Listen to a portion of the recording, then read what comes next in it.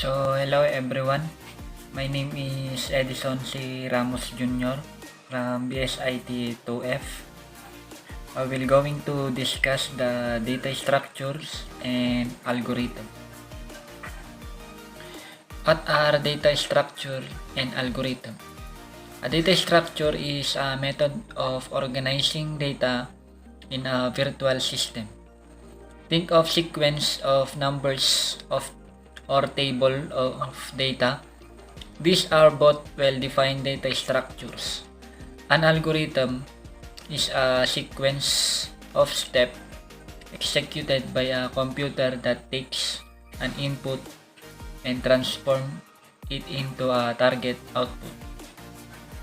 Together, the data structure and algorithm combine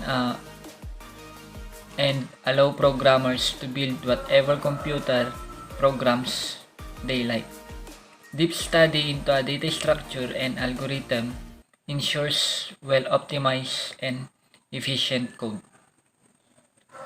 How do data structures and algorithm work together?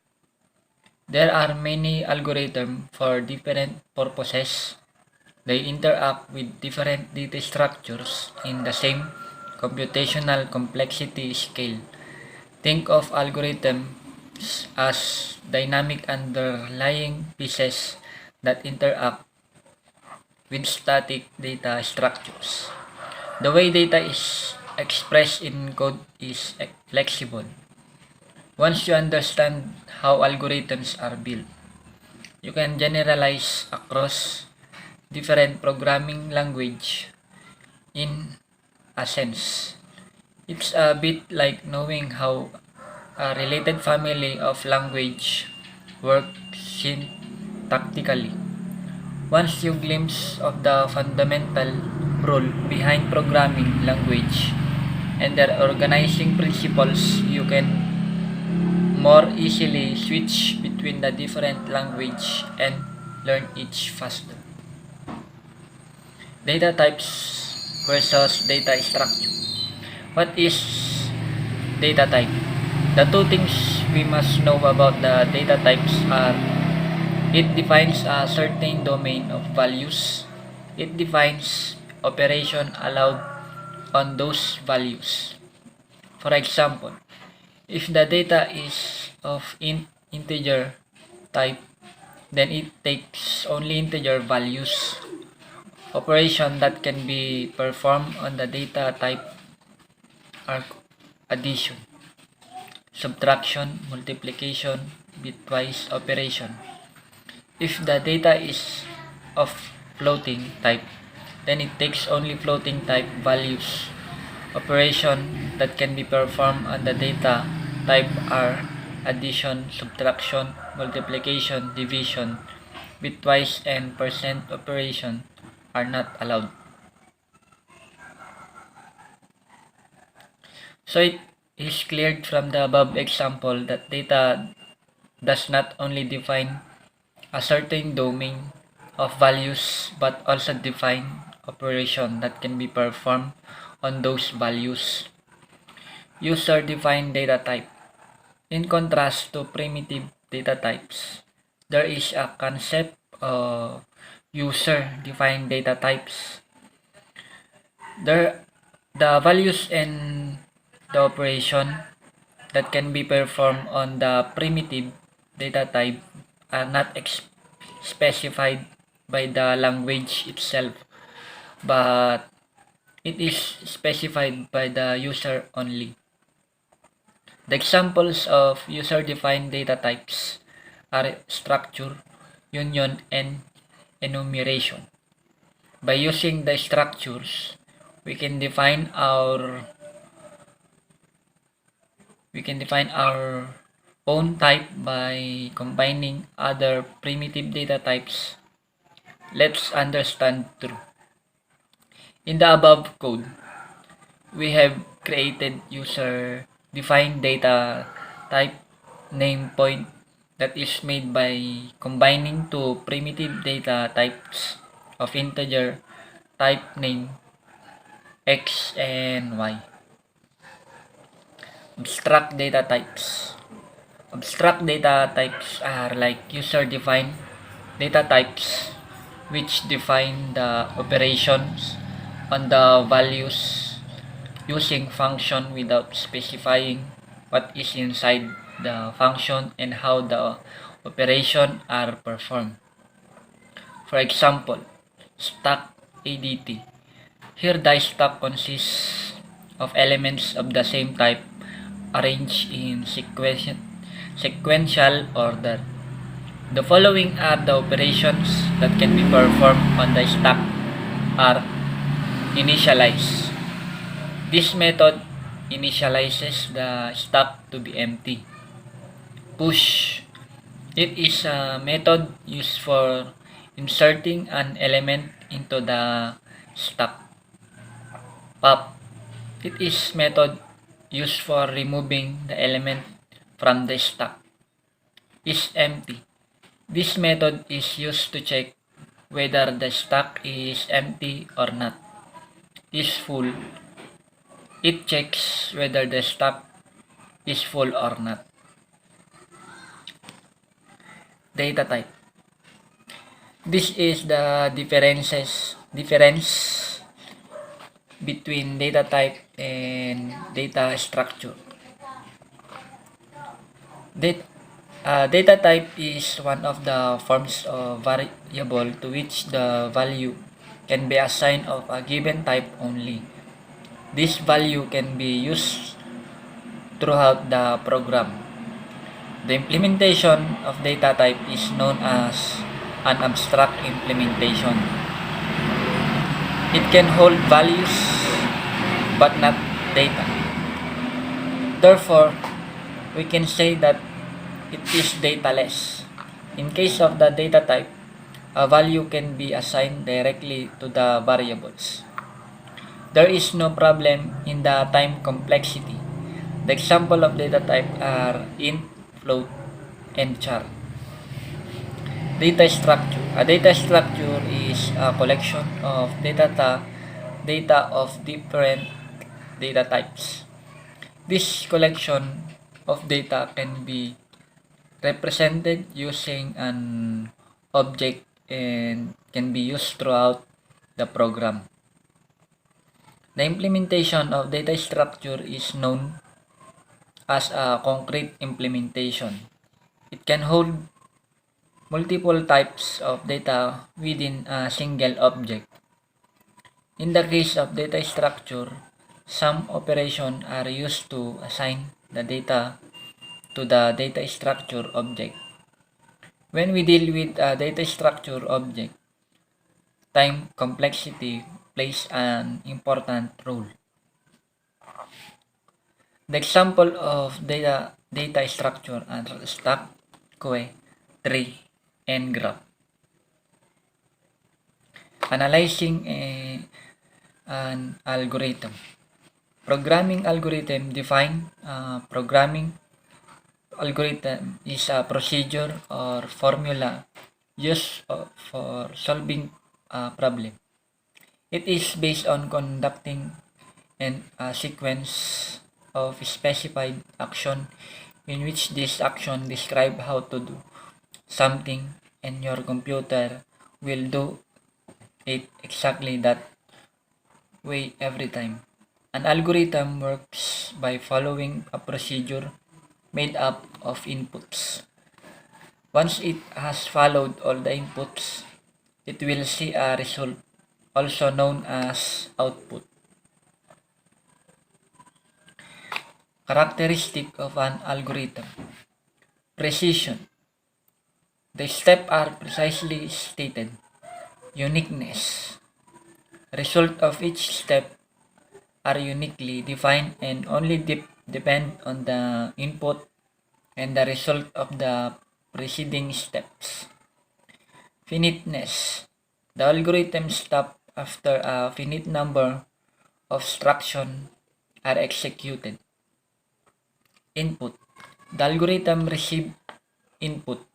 Output. The algorithm produces output. Generality.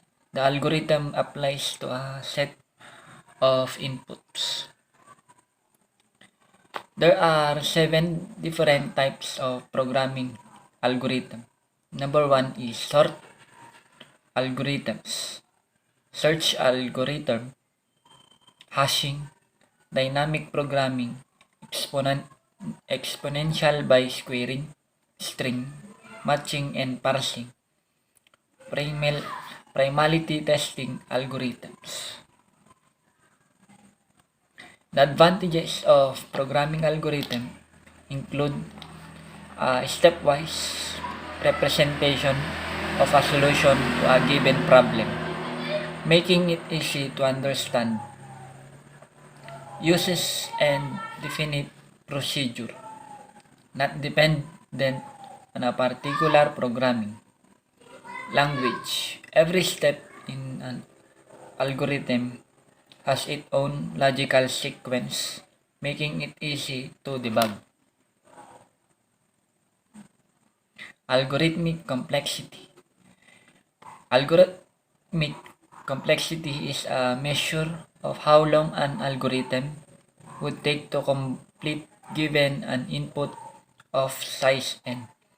If an algorithm has to scale, it should compute the result within a finite and practical time bound even for large values of n.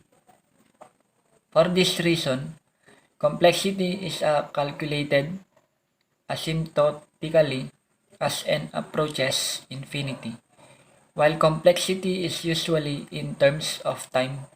Sometimes complexity is also analyzed in terms of space, which translates to the algorithm's memory requirements. Analysis of an algorithm's complexity is helpful when comparing algorithms or seeking improvements. Algorithmic complexity falls within a branch of theoretical computer science called computational complexity theory. It is important to note that we are concerned about the order of an algorithmic complexity, not the actual execution time in terms of milliseconds. Algorithmic complexity is also called complexity or running time. What notation are used to represent algorithmic complexity? Big O notation is the prevalent notation to represent algorithmic complexity. It gives an upper bound on complexity and hence it signifies the worst case performance of the algorithm. With such a notation, it is easy to compare different algorithms because the notation tells clearly how the algorithm scales when input size increases. This is often called the order of growth. Constant runtime is represented by 0, 1, and 0, 1. Linear growth is 0 and 0 n. Logarithmic growth is 0 log n, 0 log n. Log linear growth is 0 n log n, and 0 n log n. Quadratic growth is 0 n 2, 0 n 2. Exponential growth is 0 to n and 0 to n. Factorial growth is 0 n, 0 n. The orders of growth can also be compared from best to worst. In complexity analysis, only the dominant term is retained. For example, if an algorithm requires 2 and 3 plus log n plus 42 and 3 plus log n plus 4 operations, it order is said to be 0, close and open parenthesis, the entry, 0, close open parenthesis, the entry. Since 2 and 32, entry is the dominant term. Constants and scaling factors are ignored since we are concerned only about asymptotic. Common data structure you'll see across different programming language include linked list, stack, quest, sets, maps, hash table, search trees.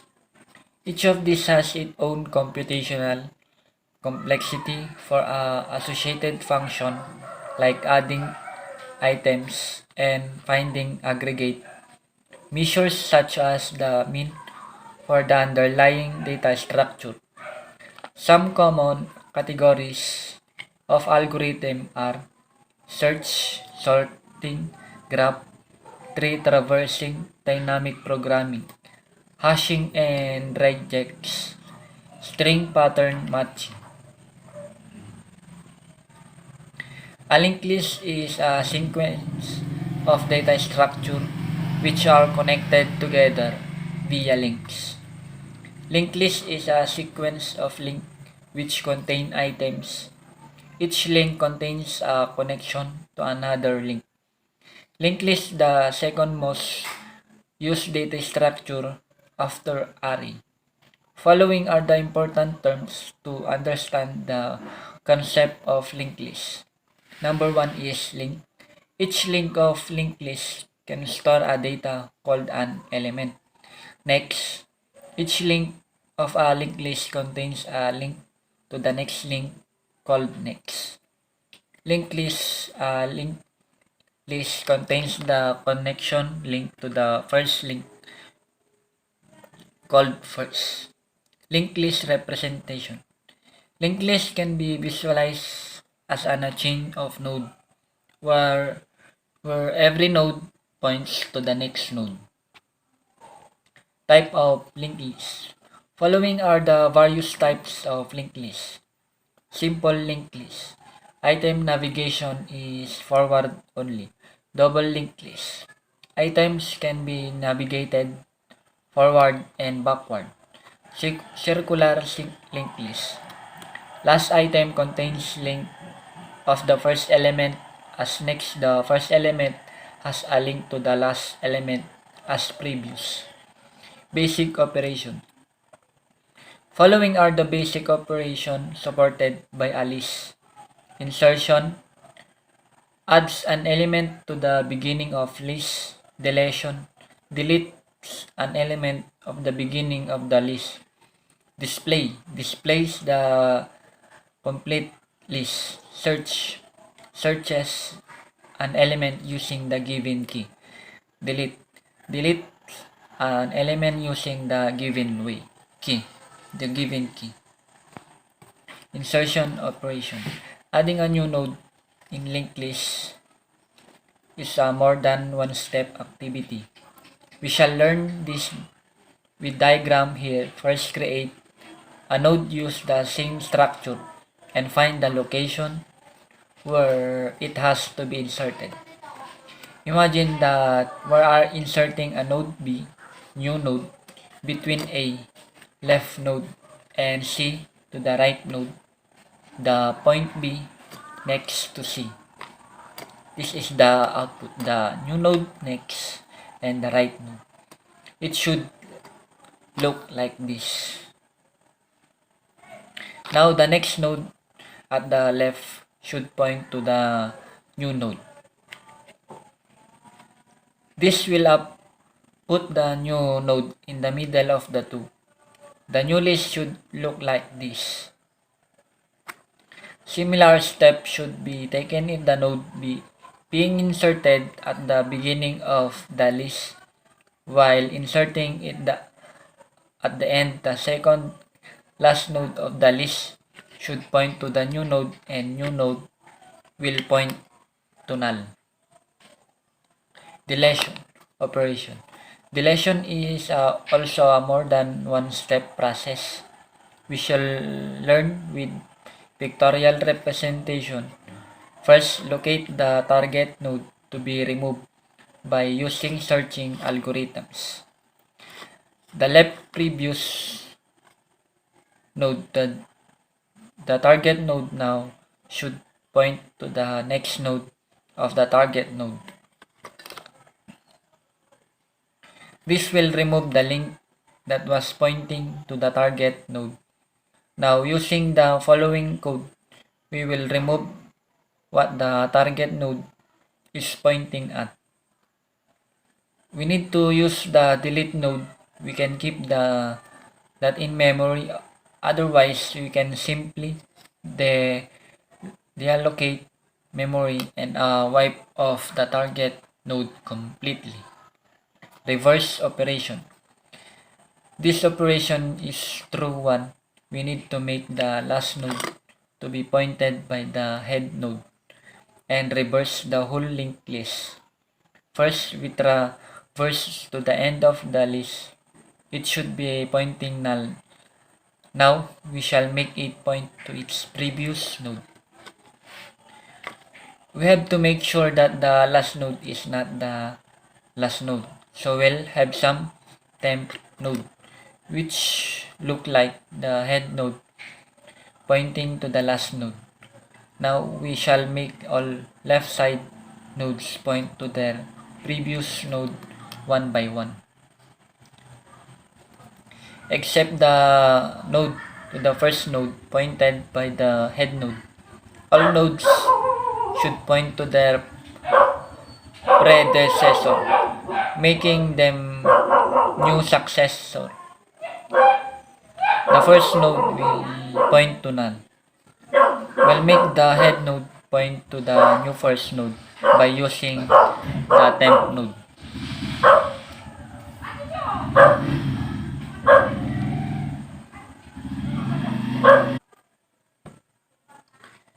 Stack data structure. Stack is a linear data structure that follows the principle of last in first out, LIFO. This means the last element inserted inside the stack is removed first. You can think of the stack data structure as the pile of plates on the top of another.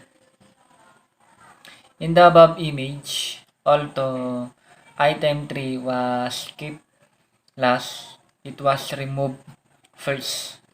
This is exactly how the LIFO, last in first out, principle works. We can implement a stack in any programming language like C, C++, Java, Python, or C++, C#. But the specification is pretty much the same. Basic operations of stack. There are some basic operations that allow us to perform different action on a stack. First is push, add an element to the top of a stack. Second is pop, remove an element from the top of a stack. Third is empty, check if the stack is empty. Fourth is full, check if the stack is full. Fifth, pick, get the value of the top element without removing it. Queue, data structure. A queue is a useful data structure in programming. It is similar to the ticket queue outside a cinema hall, where the first person entering the queue is the first person who gets the ticket. Queue follows the first in first out FIFO rule. The item that goes in first is the item that comes out first. In the above image, since 1 was kept in the queue before 2, it is the first to be removed from the queue as well. It follows the FIFO rule. In programming terms, putting items in the queue is called enqueue, and removing item from the queue is called dequeue. Basic operation of queue. A queue is an abstract data structure (ADT) that allows the following operation: enqueue. Add an element to the end of the enqueue. Dequeue. Remove an element from the front of the queue. Is empty. Check if the queue is empty. Is full. Check if the queue is full.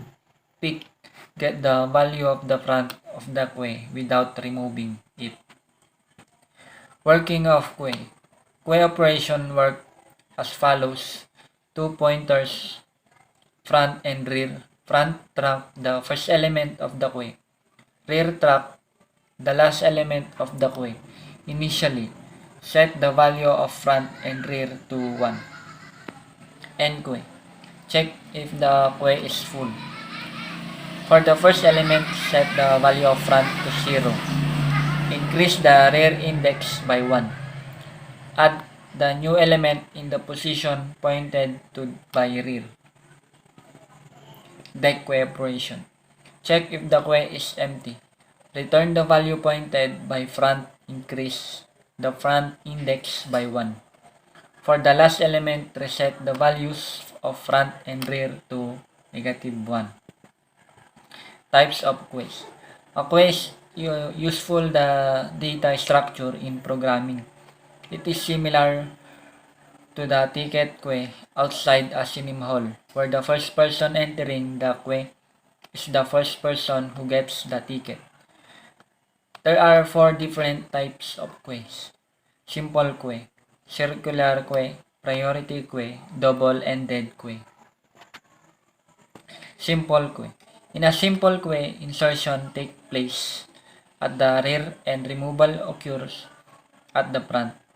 It strictly follows the FIFO, the first in first out rule. Circular queue. In a circular queue, the last element point to the first element, making a circular link. The main advantage of a circular queue over a simple queue is better memory utilization. If the last position is full and the first position is empty, we can insert an element in the first position. This action is not possible in a simple queue. Priority queue. A priority queue is a special type of a queue in which each element is associated with a priority and is served according to its priority. If elements with the same priority occur, they are served according to their order in the queue. Dequeue. Double-ended queue. In a double-ended queue, insertion and removal of element can be performed from either from the front or rear. Thus, it does not follow the FIFO, the first in first out rule. Binary tree versus binary search tree. Binary tree versus binary search tree. First, we will understand the binary tree and binary search tree separately, and then we will look at the differences between a binary tree and a binary search tree. What is a binary tree? A binary tree is a non-linear data structure in which a node can have either 0, 1, or maximum 2 nodes. Each node in a binary tree is represented either as a parent node or a child node. There can be 2 children of the parent node, left child and the right child. There is only one way to reach from one node to its next node in a binary tree. A node in a binary tree has three fields. The first is the pointer to the left child. It stores the reference of the left child node. Pointer to the right child, it stores of the reference of the right child node. Data element. The data element is the value of the data which is stored by the node. The binary tree can be represented as in the above figure. We can observe that each node contains outmost two children. If any node does not contain left or right child, then the value of the pointer with respect to the child would be null. Basic terminologies used in binary tree. Root node. The root node is the first or topmost node in a binary tree. Parent node. When a node is connected to another node through edges, then the node is known as a parent node. In a binary tree, parent node can have a maximum of two children. Child node. If a node has its predecessor, then the node is known as a child node. Leaf node. The node which does not contain any child known as a leaf node. Internal node. The node that has least two children known as an internal node. Depth of a node. The distance from the root node of the given node is known as a depth of a node. We provide labels to all the nodes, like root node is labeled with 0 as it has no depth. Children of the root node are labeled with 1. Children of the root child are labeled with 2. Height. The longest distance from the root node to the leaf node is the height of the node. In the binary tree, there is one tree known as a perfect binary tree. It is a tree in which all the internal node must contain two nodes and all the leaf node must be at the same depth. In the case of a perfect binary tree, the total number of nodes exists in a binary tree can be calculated by using the following equation. N is equal to m plus 1 minus 1, where n is the number of nodes, m is depth of a node.